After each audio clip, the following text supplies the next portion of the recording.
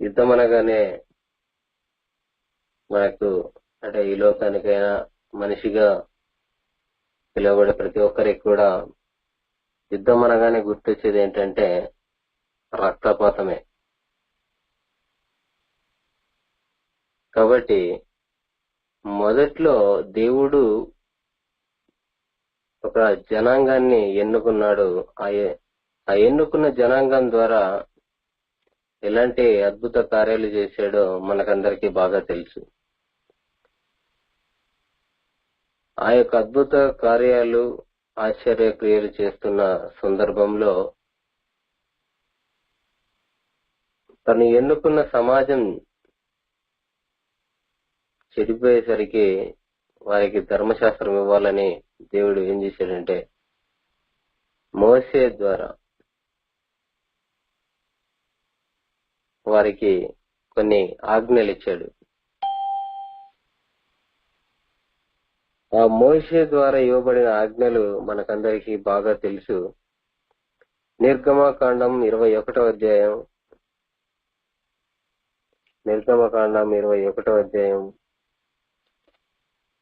23 నుంచి చదువుకుందాం. ఎందుకంటే మొట్టమొదటి ఆజ్ఞ అయినప్పటికీ మనకు అన్ని మిగతా ఆజ్ఞ అన్ని తెలిసినప్పటికీ మనం ఈ రోజు మనకు కావాల్సిన మనం నేర్చుకొని పోయే పాఠానికి తగ్గట్టుగా మనం ముందుకెళ్ళిపోదాం. నిర్గమకాండం 21వ అధ్యాయం 23 నుంచి చదువుదాం. నిర్గమకాండం 23 నుంచి. హాని కలిగిన ఎడల నీవు ప్రాణమునకు ప్రాణము, కంటికి కన్ను, పంటికి పళ్ళు, చేతికి చెయ్యి, కాలికి కాలు, వాతకు వాత, గాయమునకు గాయము, దెబ్బకు దెబ్బయు నియమింపవలెను అన్నాడు. ఈ ఆజ్ఞలన్నీ ఎప్పుడు చెల్లుతాయంటే అంటే వారికి హాని కలిగేంత వరకు మాత్రమే. అంటే వారికి హాని కలిగితే వాళ్ళు చేయాల్సిన పని అన్నమాట. వారికి హాని కలిగితే వారు పాటించవలసిన ఆజ్ఞ ఏమండి? హాని కలిగిన ఎడల నీవు ప్రాణమునకు ప్రాణము, కంటికి కన్ను, పంటికి పళ్ళు, చేతికి చేయి, కాలికి కాలు, వాతకు వాత, గాయమునకు గాయము, దెబ్బకు దెబ్బయు నియమింపవలెను అన్నాడు. ధర్మశాస్త్రాన్ని వాళ్ళు అన్ని విధాలుగా నెరవేర్చకపోయినా ఏవైతే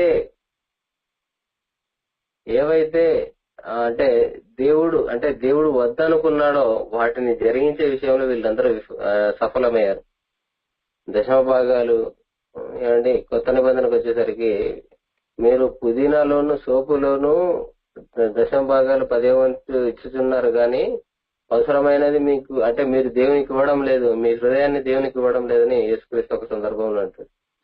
అంటే దేవుడు కోరుకున్నది యాక్చువల్ గా ఇండైరెక్ట్ గా ఏంటంటే వారి హృదయాన్ని, వారి యొక్క పవిత్రతను కోరుకున్నాడు ఆనాటి సమాజంలో.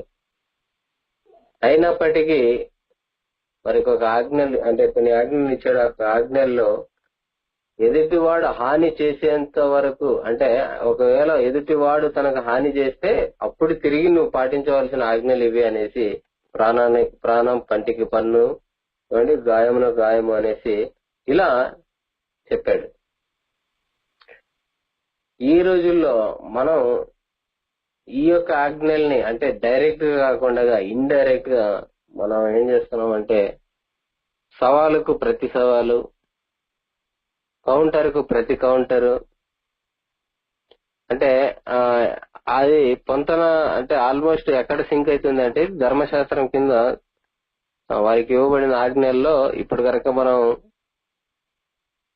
వీటన్నిటిని కనుక ఆలోచిస్తే పాత నిబంధన కిందకి మనం చేసే పనులు అంటే మనం నిజంగా కౌంటర్ గాని ఛాలెంజెస్ గాని అంటే బాహ్య సంబంధమైన పోరాటాలు చేసే ఆలోచన కనుక మనకుంటే నిజంగా మనం ఇప్పటికీ కూడా ధర్మశాస్త్రం కింద ఉన్నామనేది మనం గుర్తు పెట్టుకోవాలి.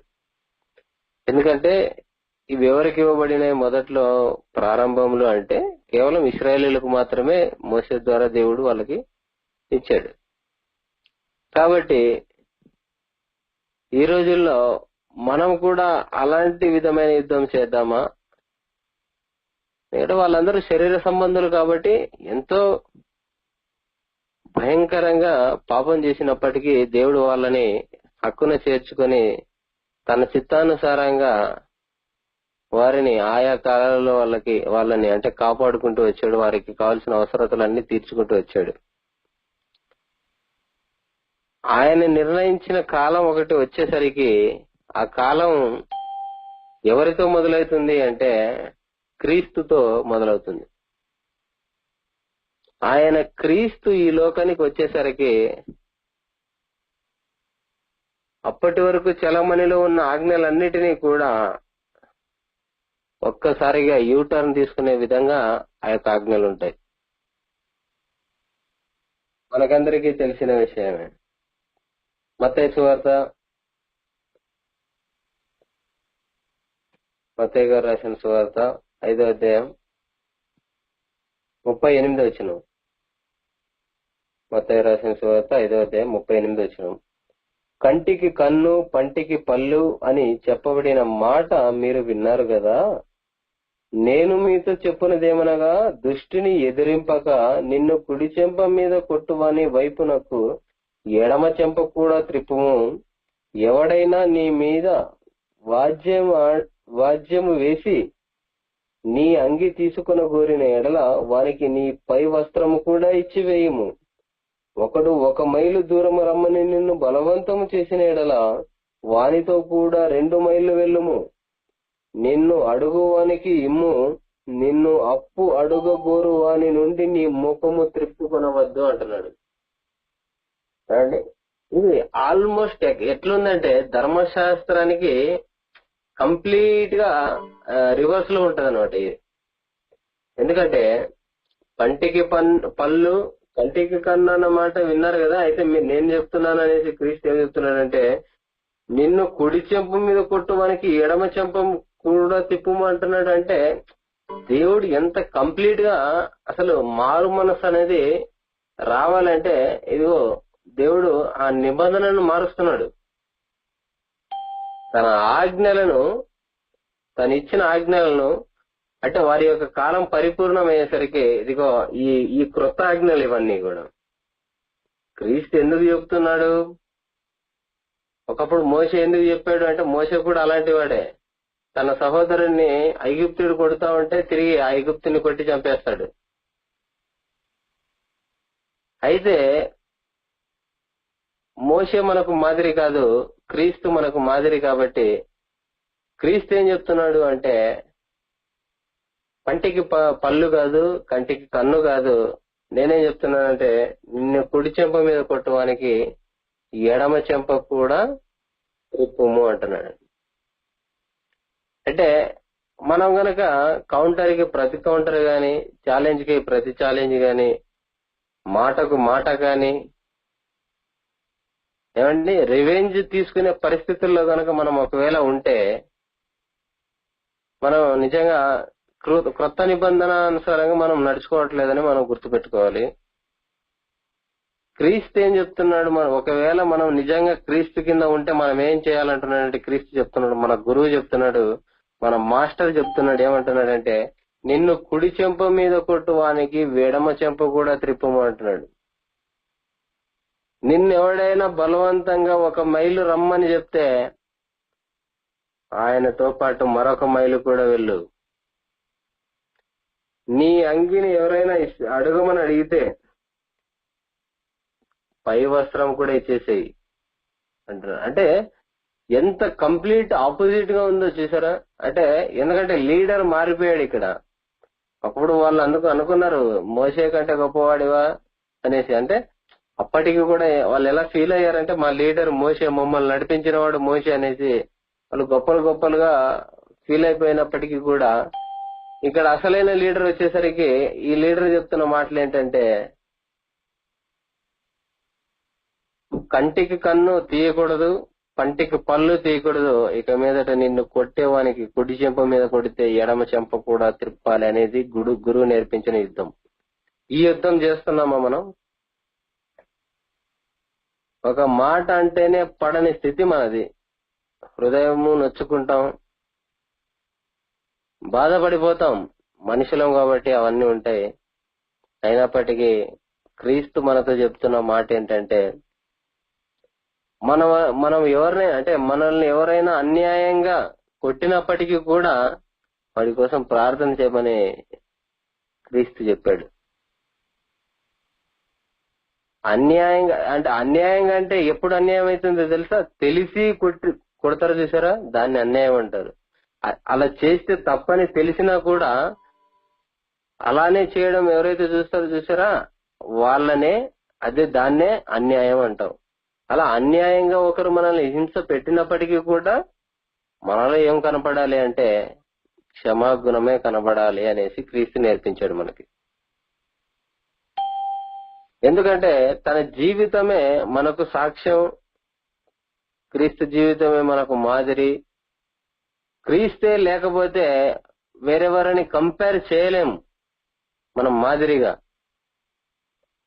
కాబట్టి మనకు క్రీస్తు ద్వారానే పరలోకం. కాబట్టి క్రీస్తు చెప్తున్న మాటలు ఏంటంటే, ఇక మీదటి ఎవరు కూడా రివెంజ్ తీసుకోవడానికి వీల్లేదు, పగ తీర్చుకోవడానికి వీల్లేదు అంటున్నాడు.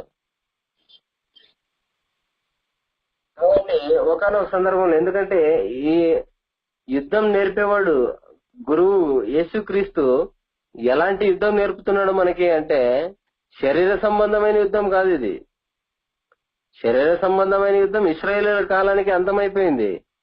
ఇక శరీరాలతో పోట్లాడుకోవడం, గొడవలు పడడం ఇవన్నీ మానుకోవాలి అనేసి క్రీస్తు వచ్చేసి ఏం చెప్తున్నాడంటే, సమాధాన పడము అంటాడు. మీకు సమాధానము కలుగుగాక అంటున్నాడు. సమాధానం ఎప్పుడు కలుగుతుంది అంటే, ఇదిగో ఆయన ఎలా చెప్తున్నాడంటే, ఇదిగో పంటికి పన్ను కంటికి కన్ను అన్నారు కదా, ఇదిగో అది కాదు. ఇప్పుడు మీరేం చేయాలి, కుడి చెంప మీద కొడితే ఎడమ చెంప కూడా త్రిప్పాలి అని యేసుక్రీస్తు చెప్పాడు. ఇలా ఆయన చెప్పిన ఆజ్ఞలను మనం పాటిస్తే సమాధానం వస్తుంది. కాబట్టి ఇది ఒకానొక సందర్భంలో యేసుక్రీస్తు శిష్యులు కూడా ఇశ్రాయేలీలే కాబట్టి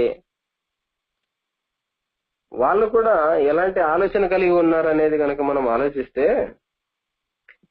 మత్తయి గారు రాసిన సువార్త 26వ అధ్యాయంలో, మత్తయి సువార్త 26వ అధ్యాయం 47 నుంచి చదువుకుందాం. ఎందుకంటే ఈ సందర్భంలో యేసుక్రీస్తు ప్రభుల వారు చాలా ఆయన ఇక మరణానికి అప్పగింపబడే సమయం వస్తా ఉంది. ఆయన చాలా వేదనతో ఉన్నారు, దేవునికి ప్రార్థన చేస్తున్నారు, సాధ్యమైతే ఈ గిన్నెను నా ఎదురు నుంచి తొలగించమని. ఆ సందర్భంలో జరుగుతున్న ఈ యొక్క సంభాషణ ఏంటంటే, మత్తయి సువార్త 26వ అధ్యాయం 47వ వచనంలో, ఆయన ఇంకనూ మాట్లాడుచుండగా 12 మందిలో ఒకడగు యూదా వచ్చెను.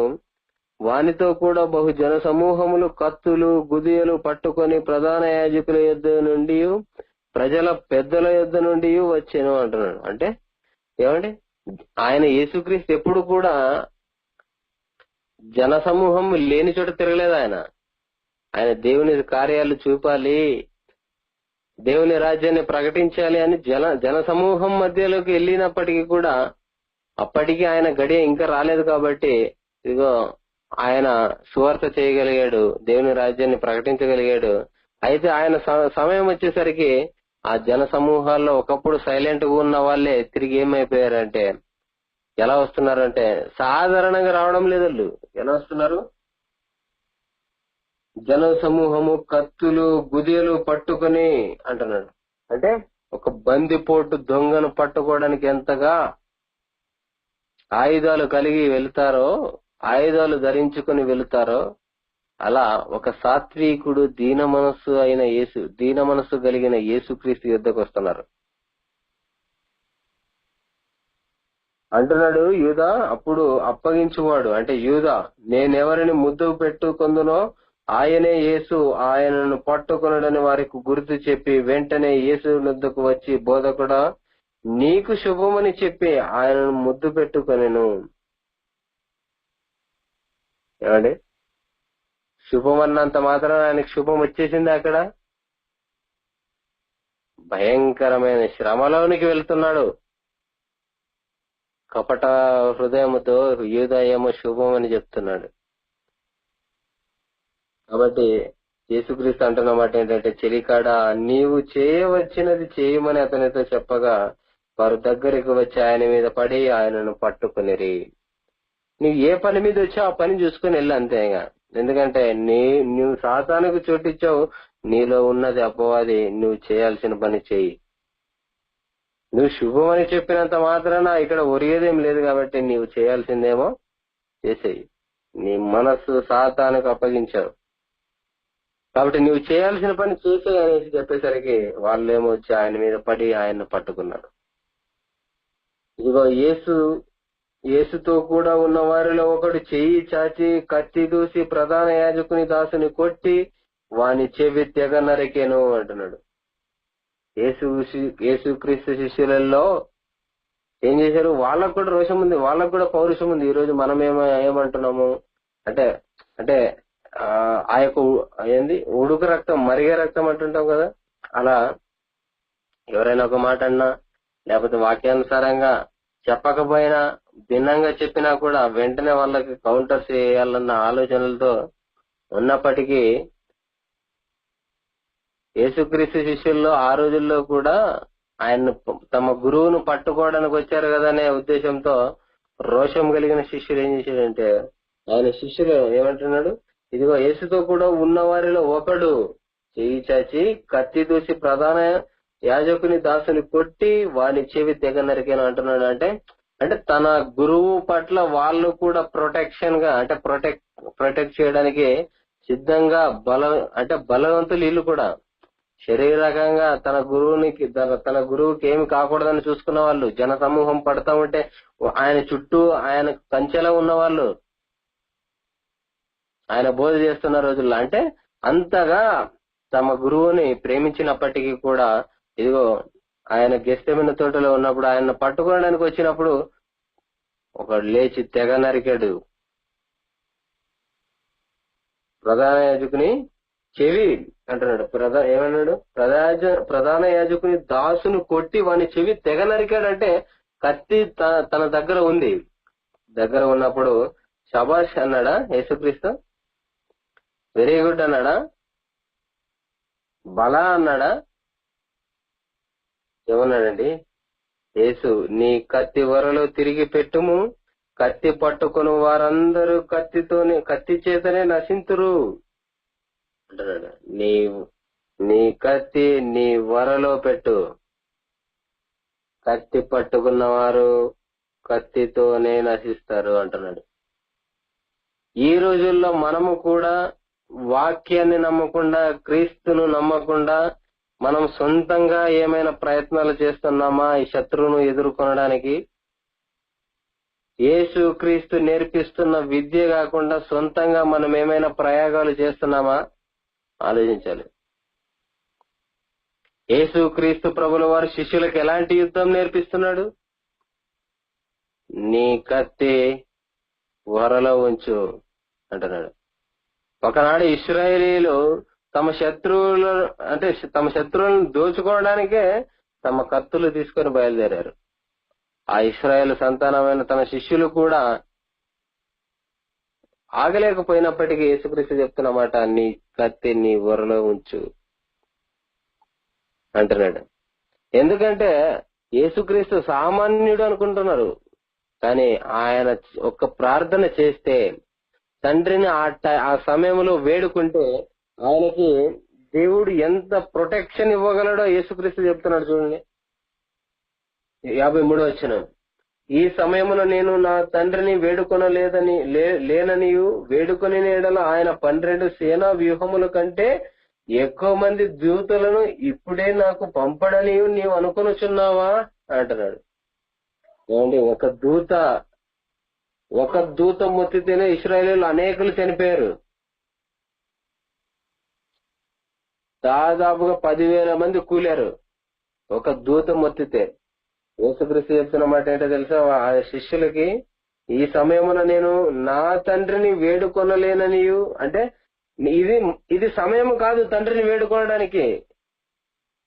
ఎందుకంటే ఇది ఆయన చిత్తం కాబట్టి, ఇదిగో నేను ముందుగానే ప్రార్థన చేశాను, సాధ్యమైతే ఈ గిన్నె నా ఇద్దరి నుంచి తొలగించుము, అయినను నా చిత్త ప్రకారం కాదు నీ చిత్తమే సిద్ధించుగాకని ప్రార్థన చేశాను, ఇదిగో ఇది తండ్రి చిత్తం, ఇది ఇలాగే జరగాలి. నేను మధ్యలో ప్రార్థన చేసి ఇదిగో సేనని అడిగినా దేవుని చిత్తానికి విరోధమైపోతుంది, ఇది దేవుని సంకల్పానికి వ్యతిరేకమైపోతుంది. కాబట్టి ఈ సమయంలో నేను తండ్రిని వేడుకొనలేను అంటున్నాడు.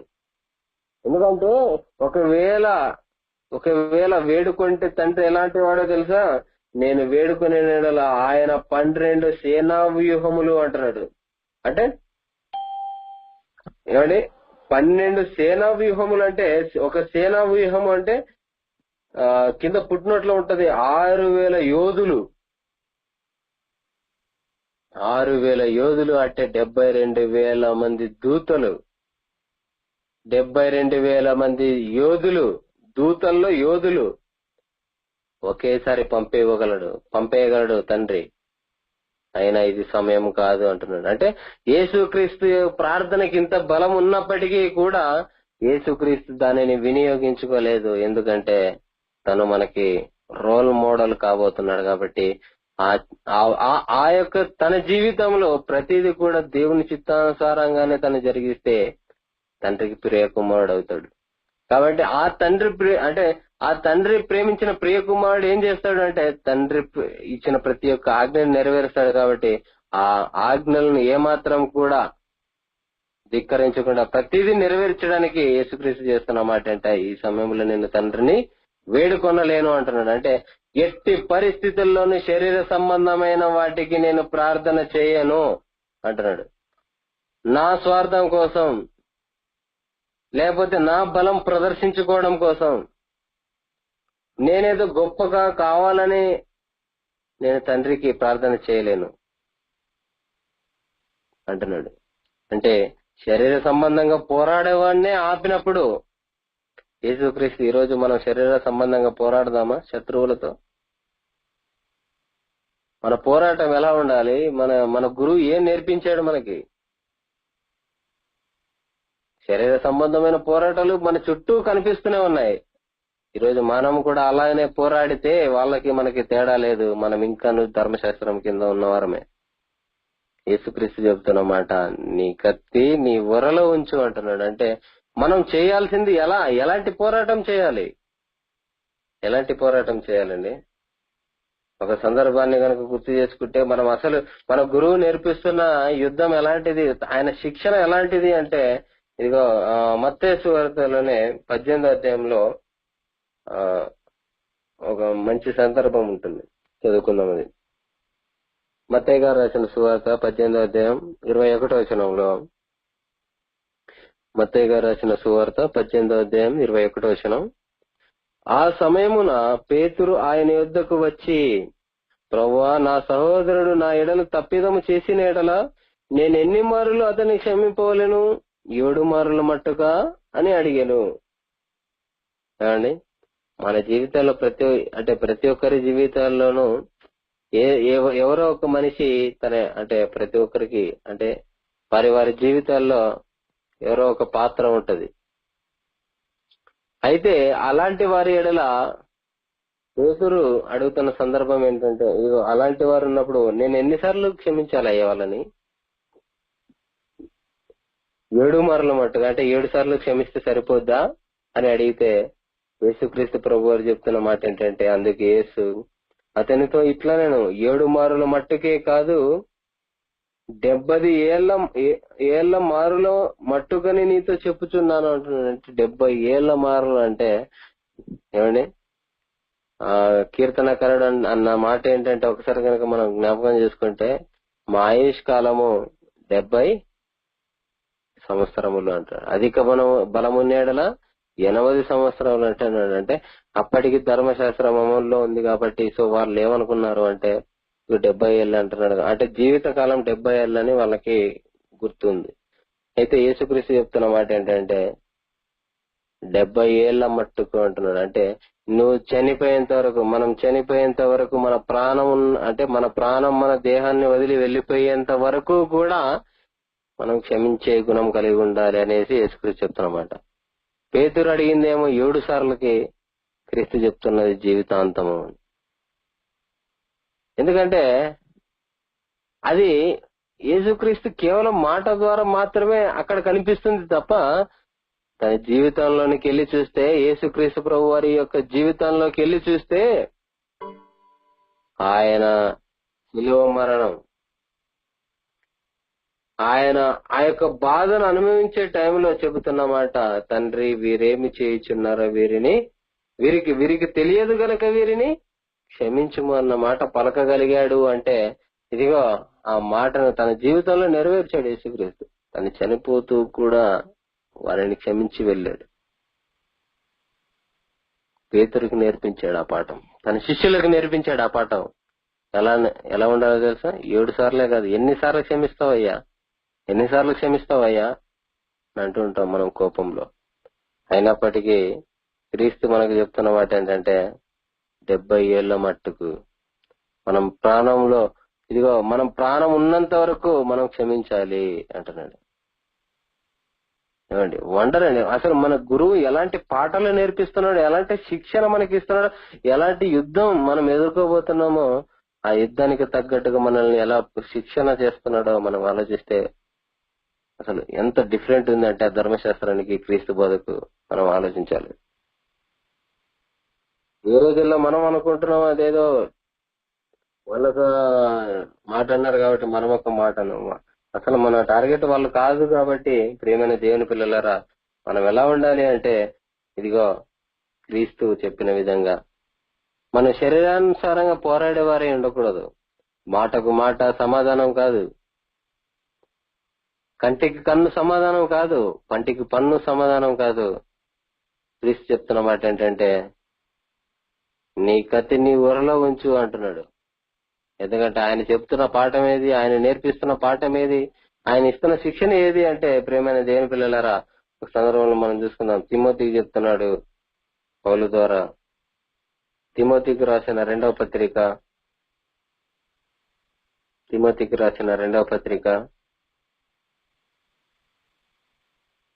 2వ అధ్యాయం, తిమోతికి రాసిన పత్రిక 2వ అధ్యాయం 23వ వచనం నుంచి చదువుకుందామండి.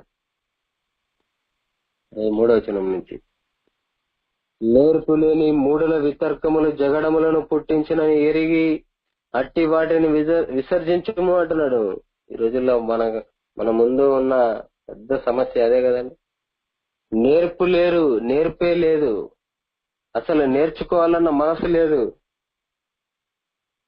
మాకే తెలుసు అనే విర్రవిగే మనస్తత్వం. అలాంటి వారితో ఏమంటున్నాడంటే నేర్పు లేని మూడుల వితర్కములను జగడములను పుట్టించునని ఎరిగి అట్టి వాటిని విసర్జించమంటున్నాడు.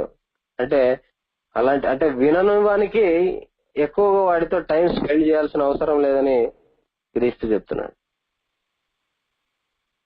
వినని వానికి మూఢుడు, ఎంత చెప్పినా నేర్చుకోవాలన్న మనస్తత్వం లేనివాడు, వాడికి ఎన్ని చెప్పినా వేస్ట్. కాబట్టి వాడు ఏం చేస్తాడు? వితర్కములను జగడములను పుట్టించును.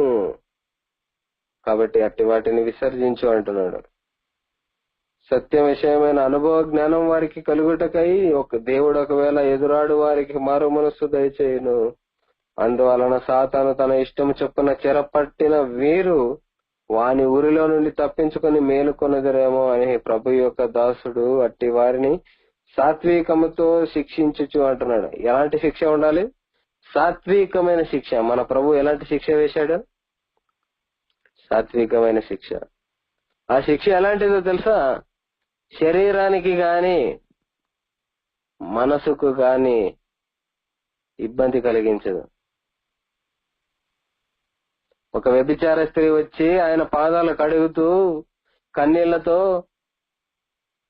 అత్తరు పూసి తల వెంట్రుకలతో ఆయన పాదాలు తుడిచి ముద్దాడుతూ ఉంటే నీ విస్తార పాపములు క్షమింపబడి ఉన్నగా అనగానే ఆమె హృదయములో మారు మనసు. ఎందుకంటే మన గురి ఎవరుండాలి అంటే మన ఫోకస్ ఒక యుద్ధం జరుగుతూ ఉందనుకోండి, ఆ యుద్ధంలో జరిగే వాళ్ళ యుద్ధ నీతి ఏముందో తెలుసా? యుద్ధ నీతి ఏముంటుందో తెలుసా? ఆ యుద్ధంలో ఎవరిని చూసి సైనికులు బలంగా ఉంటారు, అంటే ఎవరిని చూసి బలమని ఆ విర్రవీగుతుంటారో, గర్వపడుతూ ఉంటారో, అతిశయిస్తుంటారో వారిని కొట్టాలనేదే యుద్ధంలో నీతి. అవతలి రాజు చనిపోతే యుద్ధం ముగిసినట్టే. అవతలి రాజు పట్టుబడితే యుద్ధం ముగిసినట్టే. ప్రేమైన దేవుని పిల్లలరా, మన గురి, మన యొక్క శత్రువులు ఎవరో కాదు, అపవాదే. అపవాది కింద పని చేస్తున్న వాళ్ళు, వాని యొక్క ఉరిలో చిక్కుకున్న వాళ్ళే ఈ రోజు సత్యానికి అవిధేయులుగా, విరోధులుగా తయారవుతున్నారు. కాబట్టి వీరు కాదు, వీళ్ళంతా కూడా సైనికులు. వీళ్ళు ఏం చేస్తారంటే వాడు చూపిన లోకాశాలకు లోబడి బ్రతికేవాళ్ళు వీళ్ళంతా. కాబట్టి అలాంటి సాతానుని మనం ఎలా ఎదుర్కోవాలి అంటున్నాడు అంటే, ఇదిగో సత్య విషయమైన అనుభవ జ్ఞానం వారికి కలుగుటకై అంటున్నాడంటే, ఎవరైతే మూఢులు ఉంటారో, ఎవరైతే అపవాది యొక్క ఉరిలో చిక్కుకొని ఉంటారో వారి గురించి చెప్తున్నాడు. వారికి కలుగుటకై దేవుడు ఒకవేళ ఎదురాడు వారికి మారు మనస్సు దయచేస్తాడు, దయచేయను అంటున్నాడు. అందువలన సాతాను తన ఇష్టము చొప్పున చెరపట్టిన వీరు వాని ఉరిలో నుండి తప్పించుకొని మొయలుకొన్నదరేమో అని ఎలా ఉండాలంటే, ప్రభు యొక్క దాసుడు అట్టి వారిని ఎలా ఉండాలి? సాత్వికంతో శిక్షించు, జగడమాడక అందరి ఎడల సాధువుగాను, బోధింప సమర్థుడుగాను, కీడును సహించువాడుగాను ఉండవాలని అంటున్నాడు. అంటే సహించాలి. మన టార్గెట్ దొరికేంత వరకు మనం సహించాలి. ఎందుకంటే వీళ్ళంతా వాని ఊరిలో నుండి చిక్కుకున్న వాళ్ళు. కాబట్టి ప్రేమైన దేవుని పిల్లలారా, మనం ఎలాంటి వారితో యుద్ధం చేయాలి చెప్పండి? శరీర సంబంధంగా, ఈ శరీర సంబంధాలతో మనం యుద్ధం చేస్తే, క్రీస్తు అయితే అలా చేయమని చెప్పలేదు. క్రీస్తు మనకి ఆత్మానుసారమైన ఆజ్ఞలను ఇచ్చాడు. ఆ ఆజ్ఞలు గనక మనం నెరవేరిస్తే నిజంగానే మనం నిత్య జీవానికి పొందుకోవడానికి అర్హులమవుతాం. కాబట్టి ఇదిగో పేతురు అంటున్నాడు, పేతురు రాసిన మొదటి పత్రిక, పేతురు గారు రాసిన మొదటి పత్రిక 2వ అధ్యాయం, పేతురు గారు రాసిన మొదటి పత్రిక 2వ అధ్యాయం 11వ వచనం అంట. పేతురు గారు రాసిన మొదటి పత్రిక 2వ అధ్యాయం 11వ వచనం, ప్రియులారా, మీరు పరదేశులను యాత్రికులను ఉన్నారు గనక ఆత్మకు విరోధంగా పోరాడు శరీరాశలను విసర్జించి అన్యజనులు మిమ్మల్ని ఏ విషయములు దుర్మార్గులను దూషింతురో ఆ విషయములో వారు మీ సత్క్రియలను చూచి వాటిని బట్టి దర్శన దినమున దేవుని మహిమపరచునట్లు వారి మధ్యన మంచి ప్రవర్తన గలవారై ఉండవలనని మిమ్మల్ని బతిమాలు కొనుచున్నాను అంటున్నాడు. అన్ని జనులకు అంటే ఏమంటే ఆత్మకు విరోధంగా పోరాడు శరీరాశలను విసర్జించాలి. అన్ని జనులను కూడా మనల్ని విసర్జిస్తారు, దూషిస్తారు, దుర్మార్గులు అంటారు. అయితే అన్ని జనులను ఎలా రాబట్టుకోవాలో తెలుసా? చెప్తున్నాడు ఇక్కడ. ఏమంటున్నాడు? ఆ విషయంలో వారు మీ సత్క్రియలను చూచి అంటున్నాడు. అంటే మనం అన్ని జనులను ఎలా రాబట్టగలచ్చు, ఎలా రాబట్టగలము అని చెప్తున్నాడు దేవుడు. సత్క్రియలు. మనలో సత్క్రియలు ఉన్నాయా? క్రీస్తు చెప్పిన క్రియలు మనం చేస్తున్నామా? క్రీస్తు కోరుకున్నట్టుగా మనం యుద్ధం చేస్తున్నామా? లేదా శరీర సంబంధాలుగా రక్తపాతం సృష్టించడానికి ఇష్టపడుతున్నామా? మన పోరాటం ఎలా ఉండాలి? సాత్వికముతోను, దీన మనసుతోను, క్షమాగుణముతోనూ ఉండాలి. ఆ పోరాటం ఎలా ఉంటుందో తెలుసా? యేసుక్రీస్తు చెప్తున్నాడు, ఇదిగో ఆ విషయంలో వారు మీ సత్క్రియలను చూచి వాటిని బట్టి దర్శన దినమున దేవుని మహిమపరిచినట్లు వారి మధ్యను మంచి ప్రవర్తన గలవారై ఉండవాలని మిమ్మల్ని బతిమాలు కొరుచున్నాను అంటున్నాడు. అంటే మనము గనక సత్క్రియలతో మంచి ప్రవర్తన గలవారై ఉంటే అన్యజనులు మనల్ని ఎలా దూషిస్తారో, ఏ విషయంలో దూషించినా ఆ విషయంలో తిరిగి వారు మారు మనసు పొందినట్లు మనం ఎలా ఉండాలి అంటే, మన ప్రవర్తనే వాళ్ళకి పాఠం కావాలి, మన ప్రవర్తన వాళ్ళకి సువార్త కావాలి, మనం చేసే క్రియలు వారిని క్రీస్తును చూపెట్టాలి. ఇది క్రీస్తు నేర్పిస్తున్న యుద్ధం. కొట్టేవాడిని కొట్టడం ఈజీ, వాడు 10 దెబ్బలు కొడితే ఒక దెబ్బ అయినా కొట్టొచ్చు మనం. వాడు మొదటి దెబ్బ కాదు కదా, 10 దెబ్బలు కొట్టినా మనం క్షమించే గుణం ఎప్పుడైతే ఉంటుందో అప్పుడు మనం మన గురువు నేర్పిన యుద్ధానికి శిరస వహించినట్టు. ఆ గురువు చెప్తున్నాడు లోబడాలి, ఆయన ఆజ్ఞలకు లోబడాలి. అప్పుడే ఆయన ఇచ్చే ఆ యుద్ధంలో పోరాటంలో మనం గెలవగలుగుతాం. ఎందుకంటే మన గురువు ఎలా గెలిచాడో ఆయనే మనకు మాదిరి. కాబట్టి ఆయన నేర్పిస్తున్న యుద్ధం కూడా శరీర సంబంధమైనది కాదు. మనం లోకానికి వేరై రక్షణ పొందుతున్నాం కాబట్టి ఈ రక్షణ పొందేవారు కూడా మరలా లోకానుసారంగా యుద్ధం చేయడానికి వీల్లేదు. కాబట్టి పేతురు చెప్తున్నాడు, పేతురు ద్వారా దేవుడు చెప్తున్నాడు, మనం ఎలా ఉండాలంటే వారి మధ్యన మంచి ప్రవర్తన గలవారై ఉండాలి. మంచి ప్రవర్తన వారికి ఏం కావాలంటే సువార్త కావాలి. వారు మారు మనసు పొందాలి. అంతలా మనం ప్రవర్తించాలి వారి ఎడల. ఎందుకంటే ఆ విషయంలో కనుక మనం ఆలోచిస్తే ప్రేమైన దేవుని పిల్లలారా, యేసుక్రీస్తు ప్రభు వారే తన శిలువలో తను శిలువలో పలుకుతున్న మాటలను బట్టి ఆయన పలికిన ప్రతి మాటను విన్న సైనికుడు మారు మనసు పొందాడు. నిజముగా ఆయన దేవుని కుమారుడే అని ఒప్పుకున్నాడు. అంటే ఆయన ప్రాణం పోయినప్పుడు కూడా ఒక పాపిని రక్షించగలిగాడు. అంటే యేసుక్రీస్తు ప్రభుల వారు చేసిన యుద్ధం ఎలాంటిదో ప్రేమైన దేవుని పిల్లలారా మనం ఆలోచించాలి. ఈ రోజుల్లో మనం బ్రతికుండగానే ఒక పాపి మారగలుగుతున్నాడా? ఒక అన్యుడు రక్షింపబడుతున్నాడా? మన ప్రవర్తనను చూసి, మన సత్క్రియలను చూచి ప్రభు మెచ్చుకునే విధంగా మనం ప్రవర్తించగలుగుతున్నామా? యేసుక్రీస్తు ప్రభుల వారు అందుకనే అండి, పాపులను రక్షించుటకు క్రీస్తు యేసు ఈ లోకమునకు వచ్చిన మాట పూర్ణాంగీకారమునకు యోగ్యమైనదంటే 100% ఆయన యోగ్యుడు. ఎందుకంటే ఆయన పోతూ చనిపోతూ కూడా ఆయన ప్రాణం పోయినప్పుడు కూడా ఒక పాపిని రక్షించగలిగాడు. అంటే నిజంగా అండి యేసుక్రీస్తు అండి మనకు మాదిరి. ఆయనండి యుద్ధ వీరుడు, ఆయనండి యుద్ధ శూరుడు, బలాఢ్యుడు, వీరుడు. ఇంత గొప్ప వీరుడు ఎవరున్నారండి ఈ లోకంలో? పాపులను అంటే చనిపోయినా కూడా ఒక పాపిని రక్షించాడు అంటే అలాంటి యుద్ధాన్నే కోరుకున్నాడు. అలాంటి యుద్ధాన్నే తన జీవితం అంతా నేర్పించాడు తన శిష్యులకి. ఆ శిష్యులను పోలి ఇదిగో ఒకప్పుడు కత్తి పట్టిన వాడే పేతురు. ఆ పేతురు ఏమైపోయాడంటే, మేము కన్న వాటిని విన్న వాటిని చెప్పక ఉండలేమనే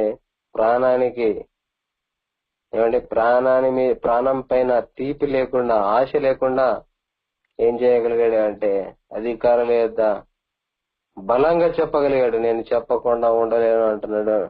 అన్నప్పుడు వాళ్ళని చూసి ఒకప్పుడు పారిపోయారు వీళ్ళంతా గెస్తమనే తోటలో. అలాంటిది తిరిగి ఆ యొక్క యుద్ధం అంటే ఆ యుద్ధం చేస్తే ఎలాంటి ఫలితం దక్కుతుందని తెలుసుకున్న వీరు ఏం చేశారు అంటే అసలైన యుద్ధం మొదలు పెట్టారు. కత్తులు పట్టుకున్న చేతులు ఏం పట్టాయి? ప్రేమను చూపాయి, క్షమాగుణాన్ని చూపాయి. ఒకరి ఎడల ఒకరు గౌరవించుకొని, ఒకరి ఎడల ఒకరు తగ్గింపు మనస్తత్వం కలిగి ఇదిగో దేవుడు కోరుకున్న వాతావరణాన్ని వారి మధ్య చూపించగలిగారు. కత్తి పట్టిన చేతులు ఇదిగో పాపుల కోసం పరిగెత్తాయి, దెబ్బలు తిన్నాయి. సౌలుగా ఉన్నప్పుడు కత్తి పట్టాడు సౌలు. తిరిగి పౌలుగా మారితే తన చేతుల్లో ఏం చేశాడంటే తన వారి కోసం, తన వారితో తన వెంబడి వచ్చిన సువార్థికుల కోసం ఆ చేతులు కత్తి పట్టుకున్న చేతులు వారి తిండి పెట్టడానికి కష్టపడ్డాయి. ఎంత డిఫరెన్స్ ఉందో చూడండి. యేసుక్రీస్తు నేర్పిన యుద్ధం ఇది కదా కోరుకున్నది యేసుక్రీస్తు. మన మాటలతో ఏమండి, దేవుడు అంటే బైబిల్లో ఒక మాట, మన మాటలను బట్టే మనకు తీర్పు తీర్చబడుతుంది అనే ఒక సందర్భం ఉంటుంది. మనం ఎలా మాట్లాడుతున్నాం, మనం నొచ్చుకునే విధంగా మాట్లాడుతున్నామా, ఇతరులను దూరం చేసి దేవునికి దూరం చేసే విధంగా మన ప్రవర్తన ఏమైనా ఉందా? అయితే మరలా మనం ఆలోచించుకోవాలి, మారు మనసు పొందాలి. ప్రాణం ఉండగానే దీపం ఉండగానే నీ ఇల్లు చక్కబెట్టుకోమని చెప్పిన దేవుడు ఇదిగో ఆయన క్షమించడానికి సిద్ధంగా ఉన్నాడు మనల్ని. మనం ఏవే విషయంలో తప్పిపోతున్నాం? ఆత్మానుసారమైన యుద్ధం చేస్తున్నామా? ఆత్మని ఎదిరించే యుద్ధం చేస్తున్నామా? శరీర సంబంధమైన యుద్ధం చేస్తే ఇదిగో మనకు నిత్య జీవం దొరకదు. ఎందుకంటే యేసుక్రీస్తు ఎప్పుడు కూడా తన వారిని ప్రోత్సహించలేదు అలాంటి యుద్ధం చేయమని. చెవి నరికితే శబాష్ అని మెచ్చుకోలేదు యేసుక్రీస్తు తన శిష్యుణ్ణి. ప్రేమని దేవుని పిల్లలారా, ఈ రోజు మనం కూడా ఎలా ఉండాలి అంటే, ఇదిగో క్రీస్తు చూపిన మాటకు ఇదిగో క్రైస్తవులకు నిదర్శనం అయిపోవాలి మన జీవితం. అందుకనే ఏమంటే ప్రేమని దేవుని పిల్లలారా, ఒక మాట చూసుకొని ఇక ముగింపులోకి వెళ్ళిపోదాం. ఎఫెసీయులకు రాసిన పత్రిక అందరికీ తెలిసిన విషయమే కాబట్టి ఆ యొక్క మాటను చదువుకొని ముగింపులోకి వెళ్ళిపోదాం. ఎఫెసీయులకు రాసిన పత్రిక 6వ అధ్యాయం 10వ వచనం. ఇదకు ప్రభు యొక్క మహాశక్తిని బట్టి ఆయన యందు బలవంతులైనడి, మీరు అపవాది తంత్రములను ఎదిరించుటకు శక్తిమంతులగునట్లు దేవుడిచ్చి సర్వాంగ కవచము ధరించుకునడి అంటారు.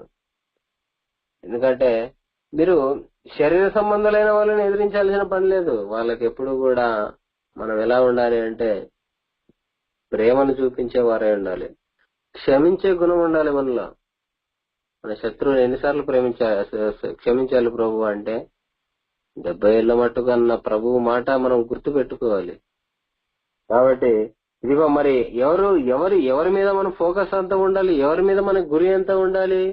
వాడు ఉపయోగించుకుంటున్న కత్తి మీద కాదు మనం ఉండాల్సిందే. ఏమంటే అపవాది ఉపయోగించుకునే కత్తి మనం ఒక మంచి ఎక్స్ప్లెనేషన్ దీని గురించి కనుక మనం ఆలోచిస్తే, అంటే అపవాది యుద్ధం చేస్తున్నాడు అనుకోండి, వాడి చేతిలో ఉన్న కత్తి తీసేయాలనుకున్నాం అనుకో, వాడు ఏం చేస్తాడు? ఒకవేళ తీసేసిన వాడి కత్తి తీసినా కూడా, వాడి చేతిలో నుంచి వాడి కత్తి తీసేసినప్పటికీ వాడు ఇంకో కత్తి తీసుకోలేడా? ఆలోచించండి. వాడి దగ్గర ఉన్న కత్తి లాగడం కంటే వాన్నే గురిపెట్టి అంతం చేస్తే కత్తులతో పనే ఉంది. దేవుడు చెప్తున్న యుద్ధం ఇది, దేవుడు క్రీస్తు ద్వారా జరిగిస్తున్న యుద్ధం ఇది. ఏం చెప్తున్నాడో తెలుసా? మీరు అపవాది తంత్రములను ఎదిరించుటకు శక్తిమంతులగునట్లు దేవుడిచ్చి సర్వాంగ కవచమును ధరించుకొని అంటున్నాడు. దేవుడు ఇవ్వడానికి సిద్ధంగా ఉన్నాడు, కానీ మనం ఏం చేయాలి? దేవునికి లోబడి ఉండాలి. దేవునికి లోబడి ఉండి అపవాదిని ఎదిరించుడే అంటున్నాడు. కాబట్టి ఇదిగో దేవునికి లోబడితే దేవుడు ఇస్తున్నది ఏంటంటే దేవుడిచ్చి సర్వాంగ కవచం. ఎక్కడ వాడు ఎలా దెబ్బ కొడతాడో వాటన్నిటికీ ప్రొటెక్షన్. తలకు దెబ్బ కలగకుండా శిరస్త్రాలం అంటాం. ఇలా ప్రతి బాడీలో ఉన్న మెయిన్ పార్ట్స్ అన్నిటికీ కూడా కవచం ఉంటుంది ఒక యుద్ధంలో పోరాడే సైనికునికి.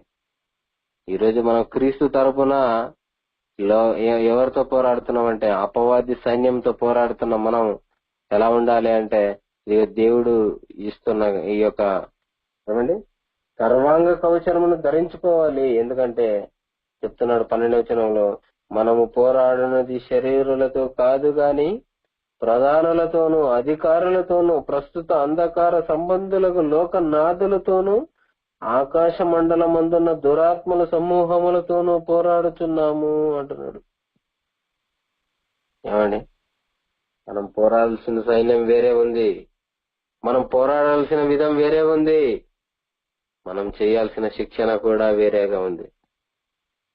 కౌంటర్ కు ప్రతి కౌంటర్ కాదు సమాధానం, ఛాలెంజ్ కు ఇంకొక ఛాలెంజ్ కాదు సమాధానం, దెబ్బకు దెబ్బ సమాధానం కాదు.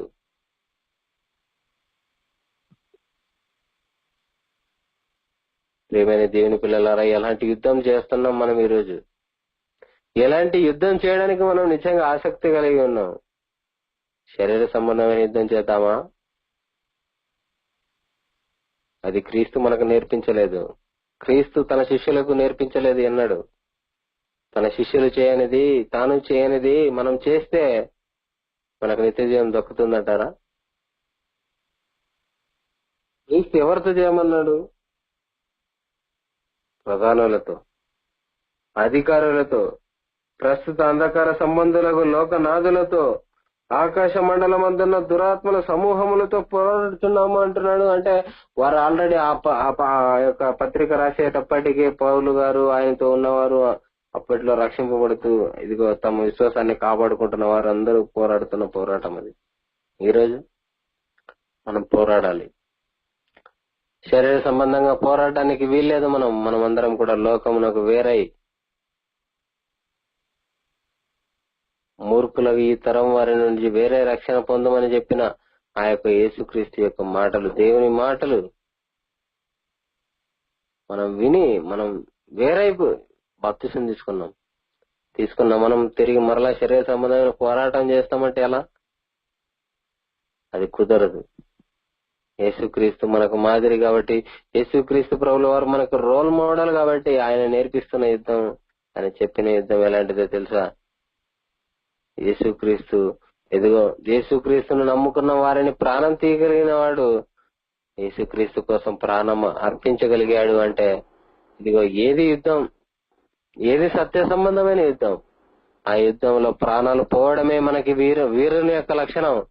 ప్రాణం తీయడం కాదు మనం వీరుని యొక్క లక్షణం. దీపం అంటే ఎదుటి వాని ఆత్మను, ప్రేమను అక్రమంతో నింపేయడం కాదు, అక్రమంతో వాడిలో నుంచి ప్రేమను తీసేయడం కాదు. వాడిలో ప్రేమను తీయడానికి, వాడు ప్రేమను తెలుసుకోవడానికి, వాడిలో నుంచి ప్రేమను చూపించడానికి అవసరమైతే మన ప్రాణమైనా పోయినా అది దేవుని దృష్టిలో విలువైనదే. మనము ఈ శరీర సంబంధమైన యుద్ధాల్లో ప్రాణం తీస్తే వీరుడు అంటాడు.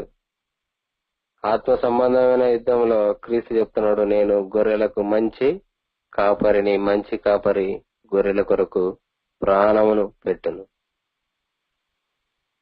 ఈ యుద్ధంలో, శరీర సంబంధమైన యుద్ధంలో ప్రాణాలు తీయగలరేమో, ఆత్మ సంబంధమైన యుద్ధంలో ప్రాణం పెట్టాలి. ప్రాణం పెట్టినవాడు, వారి నిమిత్తం, దాని నిమిత్తం ప్రాణం తీసుకున్నవాడే, పోగొట్టుకున్నవాడే వీరుడు అంటున్నాడు యేసుక్రీస్తు. ఇది కదా అసలైన యుద్ధం మనకి. కాబట్టి ఈ యుద్ధంలో మనం ఏం చేయాలంటే, అలుపెరగని యోధునిలా, క్రీస్తు సైనికులే మహాసమర యోధులలా ఈ లోకములో ప్రతి వాని హృదయాన్ని జయించి క్రీస్తు యుద్ధకు తీసుకుని వచ్చి చెరపట్టాలి. ఒక యుద్ధానికి వెళ్ళినప్పుడు సైనికులు యుద్ధం గెలిచినప్పుడు ఆ యొక్క రాజు కింద ఉన్న వాళ్ళని అందరినీ చెరపట్టి తీసుకొస్తారు. ఈ రోజుల్లో మనం ఏం చేయాలో తెలుసా?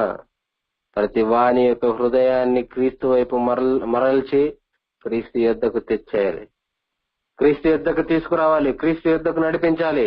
ఈ క్రీస్తు ఎక్కడికి నడిపిస్తాడు? దేవుని యుద్ధకు నడిపిస్తాడు. మనం ఏం చేయాలి? ప్రతి వాన్ని పోగు చేస్తూ క్రీస్తు యుద్ధకు నడిపిస్తే మన క్రీస్తు వాళ్ళతో పాటు మనల్ని అందరినీ కూడా ఎక్కడికి నడిపిస్తాడు? దేవుని యుద్ధకు నడిపిస్తాడు. ఈ యుద్ధంలో మనం పాలిభాగస్థలం అయినామా లేదా అనేది మనకు మనమే పరీక్షించుకోవాలి. ఒకవేళ ఇందులోనైనా మనం మిస్ అయితే దేవుని ఎదుట క్షమాపణ వేడుకొని ఇక మీదట మనం అలాంటి శరీర సంబంధమైన యుద్ధంలో పాలు పొందకుండా క్రీస్తు వారు మనకు చూపిన మాదిరిగానే, అపోస్తలులు బ్రతికిన విధంగానే, దేవుడు కోరుకుంటున్న సమాజంగానే మనం బ్రతికి ఆ యొక్క వీరత్వాన్ని మనం నిలుపుకోవాలి, పొందుకోవాలి, కాపాడుకోవాలి. కాబట్టి ప్రేమ దేవుని పిల్లల దేవుని చిత్తమైతే మరి ఒకసారి ఈ యొక్క సందర్భాలను గురించి మరి ఒకసారి ఇంకొక భాగంగా మనం మాట్లాడుకుందాం, ప్రార్థన చేసుకుందాం. మమ్మల్ని మిక్కిలిగా ప్రేమించిన మా ప్రియ పరలోకపు తండ్రి,